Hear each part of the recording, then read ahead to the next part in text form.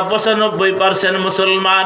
এই 95% মুসলমানের দেশে আল্লাহর ঘর মসজিদে আজান হয়, পাশেই চায়ের দোকান, টিভি চলতেছে, আজান হয়, মুসলমানের সন্তান টিভিটা পর্যন্ত বন্ধ করে না। আওয়াজ দিয়ে বলেন ঠিক কিনা?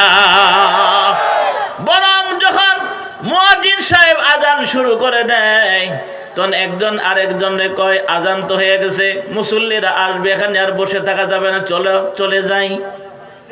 আছে না নাই? আজান দিলে দৌড়াই কে? জোরে বলেন। আজান যখন হয়, হযরত বেলাল রাদিয়াল্লাহু তাআলা আনহু যখন আজান দিতেন, এই আজানের আওয়াজ শুনে শয়তান 36 মাইল পর্যন্ত দৌড়াইয়া যাইতো। আমার দেশের মুসলমান কথা ছিল আজান শোনার পরে দৌড়াইয়া মসজিদে আসবে। আল্লাহর বান্দারা, আজান শুনলে শয়তান দৌড়ায়, শয়তান পালাইতে পালাইতে দৌড়াইতে পালায়। আর তার সাথে সাথে মানুষ মার্কা কিছু শয়তানও আজান শুনে দৌড়াইয়া পালায়। আওয়াজ দেয়া বলেন ঠিক কিনা? কোন মুসলমান, কোন ইমানদার, কোন আল্লাহওয়ালা ব্যক্তি আজান শোনার পরে পালাইতে পারে না, দৌড়ায় মসজিদে আসবে। আওয়াজ দেয়া বলেন ঠিক কিনা? এই জন্যই দৈনিক আপনাকে মসজিদ থেকে কয়বার ডাকা হয়? আরো জোরে, জোরসে বলেন। হাইয়া আলাস সালাহ।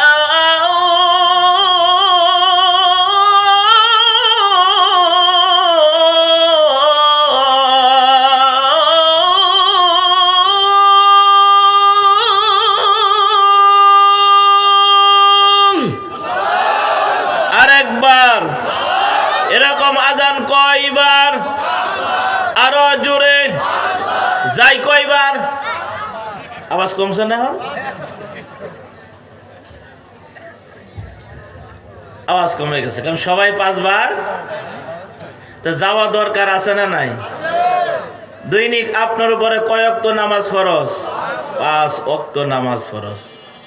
সকল নর নারীর উপরে, মুসলিম নর নারীর উপরে 5 ওয়াক্ত নামাজ ফরজ। নামাজ পড়ব তো ইনশাআল্লাহ?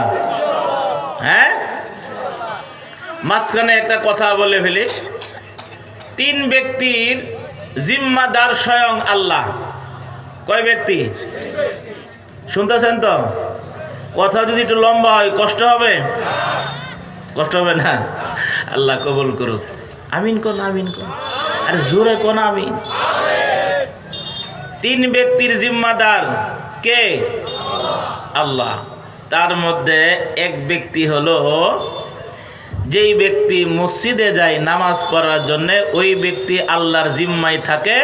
নবীজি বলেন, ওই ব্যক্তি দুনিয়াতে বেঁচে থাকলে আল্লাহ তাকে সম্মানে রিজেক দান করবেন, মারা গেলে আল্লাহ তাকে জান্নাতে মেহমান বানিয়ে দেবেন। আরেকবার বলেন তো সুবহানাল্লাহ। কথাটা খেয়াল করছেন?